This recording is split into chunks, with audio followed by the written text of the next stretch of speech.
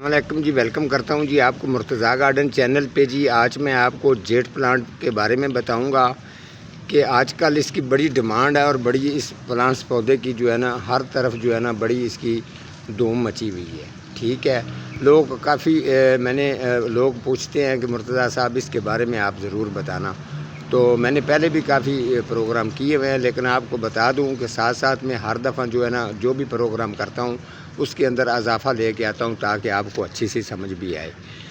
ٹھیک ہے، کافی لوگوں کے گھروں میں آپ نے دیکھا ہوگا کہ جیٹ پلانٹ جو ہے خاص طور پہ اس کی ٹھیک طریقے سے آپ لوگوں سے کیئر ہوتی نہیں ہے۔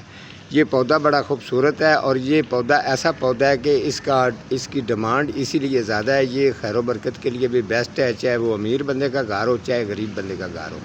ٹھیک ہے، گھر میں جو ہے یہ خیر و برکت بھی بڑی جو ہے اس پودے کو رکھنے کی وجہ سے ہوتی ہے۔ یہ گھر میں کوئی ایسا گھر ہوگا کہ جس کے گھر میں یہ جیٹ پلانٹ کا پلانٹ جو پودا ہے یہ نہیں ہوگا۔ ٹھیک ہے، خاص طور پہ اس پودے کے اندر خوبی یہ ہے کہ یہ اپنے کلر بھی چینج کرتا رہتا ہے۔ کبھی اس کی یہ جو برانچیں ٹہنی نظر آ رہی ہیں، کبھی یہ فل گرین ہو جاتی ہیں، کبھی ہلکی سی یہ میرون ہو جاتی ہیں، میرون کلر کی۔ اور دوسرا اس کے اندر خوبی یہ ہے کہ اگر آپ اس کو اگر اس کی کٹنگ لگانی چاہتے ہیں تو یہی موسم ہے، اس موسم کے اندر اس کی کٹنگ جو ہے وہ بھی بڑی زبردست کوالٹی کے ساتھ لگائی جاتی ہے۔ اور آپ کو ساتھ میں یہ بھی بتا دوں اس کا مٹیریل بنانے کے لیے کٹنگ لگانی ہو تو اس کا مٹیریل بنانے کے لیے کیا چیز آپ نے استعمال کرنی ہے۔ سب سے پہلے اچھی طرح سے سن لیں، اس میں تھوڑی سی جو ہے نا وہ جو پتوں والی کھاد ہے، 2 حصے مٹی۔ ٹھیک ہے، اچھی طرح سے آپ نے اس کو مکس کرنا ہے۔ مکس کرنے کے بعد تھوڑی سی سافٹ ہونی چاہیے، پانی کے ساتھ تھوڑی سی نمی والی اس کو تیار کریں۔ اس کے اندر یہ کٹنگ 1 لگائیں، 2 لگائیں، 4 جتنی بھی لگائیں گے کٹنگ یہ بڑی زبردست گرو ہو جائیں گی۔ 4 یا 5 دن آپ نے اس کو چھاں پہ رکھنا ہے اور واٹرنگ کی ٹائمنگ اس کی 1 ٹائم اس کو واٹرنگ لازماً دینی ہے، تو یہ بڑا اچھا تیار ہو جائے گا۔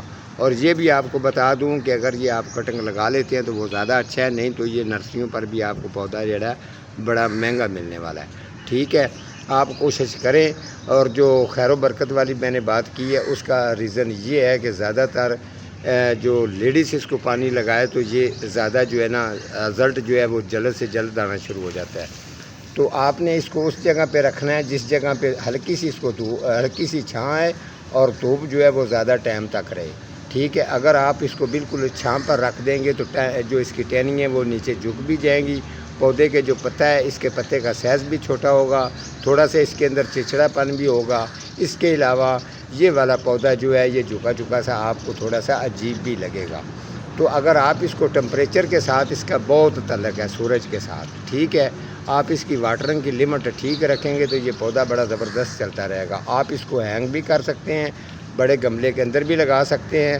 اور میں آپ کو ایک بات اور بتا دوں، میں نے یہ بچپن سے جو میں نے پریکٹیکل کی ہے یہ پلانٹس پودوں کی، کوئی بھی کسی قسم کے پودے کی طرف سے بندہ پریشان ہوتا ہے، فروٹ پھلوں والا ہو، سبزیوں والا، ویجیٹیبل کوئی بھی ہو، تو اس کو میں گائیڈنس بھی دیتا ہوں۔